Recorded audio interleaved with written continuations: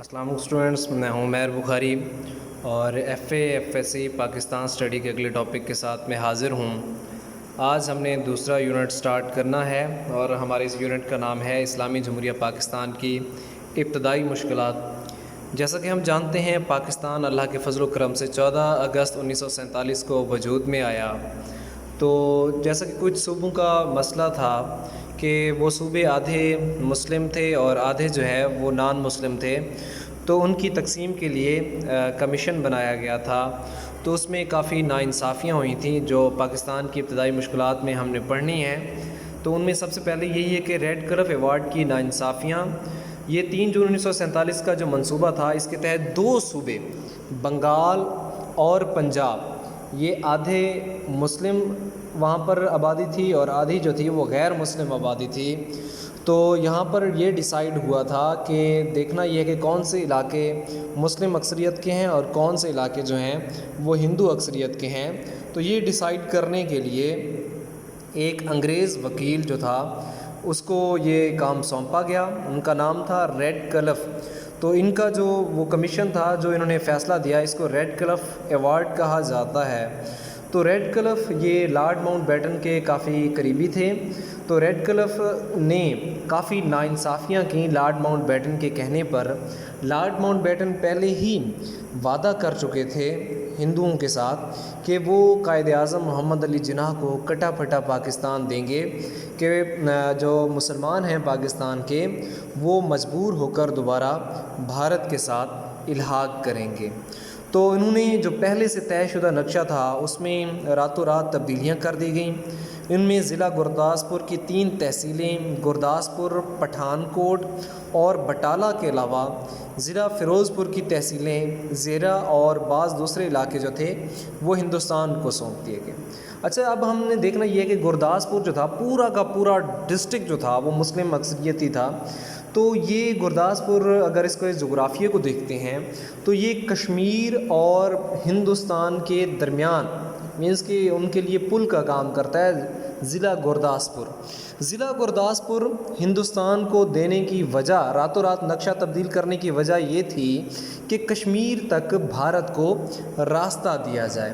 تو یہ ناانصافی کی گئی، کشمیر گیا نہ صرف، تو اس کی وجہ سے باقی جو ہمارے علاقے ہیں گرداسپور بھی کشمیر کی وجہ سے ہندوستان کو دیا گیا تاکہ ان کو راستہ مل سکے وہاں پر۔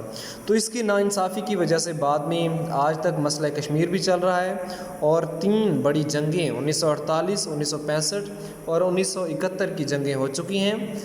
یہ تھا ریڈ کلف ایوارڈ۔ اس کے بعد ہے انتظامی مشکلات۔ پاکستان کے جو سرکاری ادارے تھے ان میں بہت بڑی تعداد جو تھی وہ ہندو ملازمین کی تھی۔ تو جب ملک تقسیم ہوا تو ہندو ہجرت کر کے ہندوستان چلے گئے، تو اس کی وجہ سے کافی دفاتر خالی ہو گئے۔ دفاتر میں فرنیچر، اسٹیشنری، ٹائپ رائٹر وغیرہ کی کمی تھی۔ اکثر دفاتر تو کھلے آسمان کے نیچے وہ کام کر رہے تھے، اور اس پہ مزید جو ہے ہندوؤں نے جاتے ہوئے دفتری ریکارڈ جو تھا وہ تباہ کر دیا۔ تو اس وجہ سے جو سرکاری ہمارے دفاتر تھے ان کو کام کرنے میں کافی مشکلات کا سامنا کرنا پڑا۔ اس کے بعد ہے مہاجرین کی آمد۔ خصوصاً پنجاب میں تقسیم جو تھی اتنی ناانصافی سے کی گئی کہ مسلمانوں کی بہت بڑی تعداد جو تھی، یا بہت سے علاقے وہ ہندوستان کا حصہ بن گئے، تو مسلمانوں کو مجبوراً وہاں سے ہجرت کرنا پڑی۔ اور خصوصاً سکھ بھی یہ چاہتے تھے کہ ان کا جو مشرقی پنجاب ہے پیور سکھ اکثریت کا صوبہ بن جائے، اس لیے انہوں نے وہاں سے مسلمانوں کو دھکیلنا شروع کر دیا، مسلمانوں کا قتل عام شروع کر دیا۔ تو ایک بہت بڑی مسلمانوں کی تعداد جو کہ لاکھوں میں تھی وہ اپنا گھر چھوڑنے پر مجبور ہوئے اور پاکستان وہ ہجرت کر کے آئے۔ یہاں پر ان کو عارضی کیمپوں میں رکھا گیا، وہ بھوکے تھے، زیادہ تر زخمی تھے، اور اپنوں کو بھی وہ چھوڑ چکے تھے۔ کافیوں کا راستے میں قتل عام کیا گیا، عزتیں لوٹی گئیں۔ تو بہت سے مسائل کا سامنا کرنا پڑا۔ پاکستان میں یہ چیلنج درپیش تھا کہ ان لٹے پھٹے مہاجروں کو کس طرح یہاں پر پناہ دی جائے۔ اس کے علاوہ اثاثوں کی تقسیم ہے۔ تقسیم جب ہوئی تھی تو انصاف کا تقاضا یہ تھا کہ پاکستان اور بھارت میں تناسب کے حساب سے جو اس وقت اثاثے تھے وہ تقسیم کر دیے جائیں، لیکن بھارت یہاں پر بھی ہندو جو تھے وہ ناانصافی سے کام لے رہے تھے۔ جو پاکستان کے حصے کے اثاثے تھے وہ روکنے پر تلے ہوئے تھے۔ اس وقت متحدہ جو بینک تھا پاکستان اور بھارت کا وہ تھا ریزرو بینک۔ ریزرو بینک میں اس وقت ٹوٹل 4 بلین روپے جمع تھے۔ 4 بلین مطلب 400 کروڑ۔ 400 کروڑ اس وقت متحدہ جو بینک تھا اس میں تھے۔ تو تناسب کے حساب سے پاکستان کا حصہ جو تھا وہ 36% بنتا تھا، مطلب کہ 750 ملین بنتے ہیں 75 کروڑ، مطلب 400 کروڑ میں سے پاکستان کو 75 کروڑ جو تھے وہ پاکستان کا حصہ بنتا تھا۔ لیکن بھارت پاکستان کو اس کے اثاثے دینے کو تیار نہیں تھا۔ شروع میں اپنی ساکھ بحال کرنے کے لیے انہوں نے ایک قسط 200 ملین مینس کے 20 کروڑ جو تھی وہ انہوں نے دیے۔ بعد میں بھارتی جو وزیر تھے اس وقت پٹیل، انہوں نے کہا کہ اگر پاکستان کشمیر پر بھارت کا حق مان لیتا ہے تو پاکستان کو باقی جو ہے ان کے اثاثے دیے جائیں گے، لیکن پاکستان جو تھا وہ کشمیر سے دستبردار ہونے کو تیار نہیں تھا۔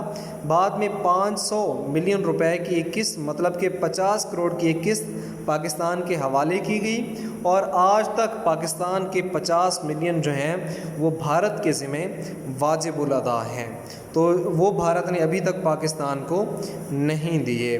اس کے بعد فوج کی تقسیم ہے۔ فوج کی بھی انصاف کے تحت تقسیم ہونی چاہیے تھی، لیکن یہاں پر بھی بھارت جو تھا وہ ناانصافی سے کام لینا چاہتا تھا۔ تو اس کے علاوہ اس وقت کا جو کمانڈر ان چیف تھا، انگریز کمانڈر ان چیف، وہ بھی فوج کو ایک کمانڈ میں رکھنا چاہتا تھا۔ تو پاکستان کے اصرار پر فوج کو جو تھا وہ بھی اسی تقسیم کیا گیا 36 اور 64 کے حساب سے۔ تو یہاں پر جو بھارتی افواج تھی اس سے اسلحہ نہیں لیا گیا، لیکن جو پاکستانی افواج تھیں ان سے اسلحہ لے لیا گیا۔ اس کے علاوہ متحدہ برصغیر میں اس وقت کل 16 آرڈیننس فیکٹریاں کام کر رہی تھیں، اور بدقسمتی سے کوئی ایک فیکٹری بھی ان علاقوں میں نہیں آئی جو پاکستان کا حصہ تھے۔ تو بھارت جو تھا ان کے سامان دینے کو تیار نہیں تھا پاکستان کو۔ تو بعد میں ڈیسائیڈ یہ کیا گیا کہ 60 ملین جو ہے پاکستان کو آرڈیننس فیکٹری کے حوالے سے دیے جائیں گے۔ تو بھارت جو تھا ان معاملات میں بھی دخل اندازی کرتا رہا، رکاوٹیں ڈالتا رہا۔ تنگ آ کر انگریز کمانڈر ان چیف جو تھے وہ اپنے عہدے سے مستعفی ہو گئے، تو حالات مزید پیچیدہ ہو گئے، تو اس وجہ سے پھر مشکلات کا سامنا کرنا پڑا۔ اس کے بعد آ جاتا ہے دریائی پانی کا مسئلہ۔ دریائی پانی کا بھی مسئلہ ایک بہت بڑا مسئلہ تھا، کیونکہ پاکستان کے حصے کے جتنے بھی دریا تھے وہ بھارت سے ہو کر آتے تھے، اور خاص طور پر جب گرداسپور اور کشمیر بھارت کے حوالے کر دیے گئے تو مزید جو تھا دریاؤں پر بھارت کا قبضہ ہو گیا۔ تو اب بھارت نے پاکستان کے حصے کے جو دریا تھے ان کا پانی روکنا شروع کر دیا۔ تو بعد میں یہ حالات بڑے خراب ہوتے چلے گئے، تو عالمی بینک نے یہاں پر صورتحال کا جائزہ لیا اور پاکستان کی مدد کا اعلان کیا۔ کثیر رقوم جو تھی وہ مختص کی گئیں، اور کافی غور و فکر کے بعد عالمی بینک کی مدد سے دونوں ممالک میں ایک معاہدہ سند طاس طے پا گیا۔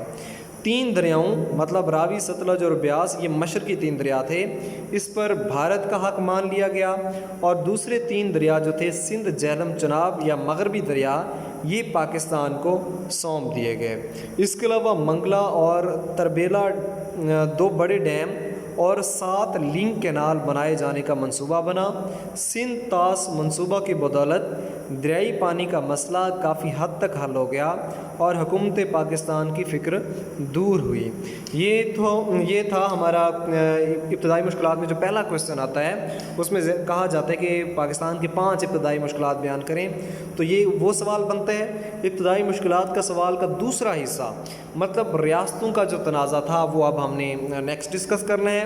اس میں ٹوٹل اس وقت جب تقسیم ہند ہوئی تھی 635 देसी रियासतें थी उस वक्त पूरे हिंदुस्तान में, जिनमें ज़्यादातर ने भारत के साथ इल्हाक किया, कुछ ने पाकिस्तान के साथ इल्हाक किया, लेकिन कुछ रियासतें ऐसी थीं जो कि कानूनन अखलाकन पाकिस्तान का हिस्सा बनना थीं, लेकिन भारत ने उन पर फ़ौज कशी करके ज़बरदस्ती कब्ज़ा कर लिया। उनमें सबसे पहले रियासत हैदराबाद दक्कन। रियासत हैदराबाद दक्कन का हुक्मरान जो था वो निज़ाम मुसलमान था, तो वहाँ की आवाम काफ़ी खुशहाल थी, वो अपने नवाब के साथ मुतमईन थे और नवाब पाकिस्तान के साथ इल्हाक करना चाहता था, लेकिन भारत ने उनको प्रेशराइज़ किया।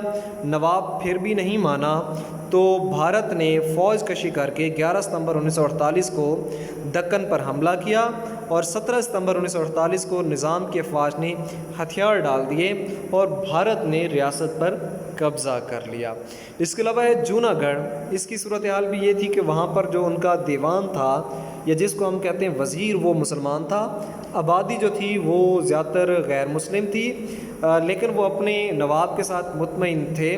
ये कराची से 480 किलोमीटर दूर थी और समंदर के साथ, पाकिस्तान के साथ इसको मिलाया जा सकता था।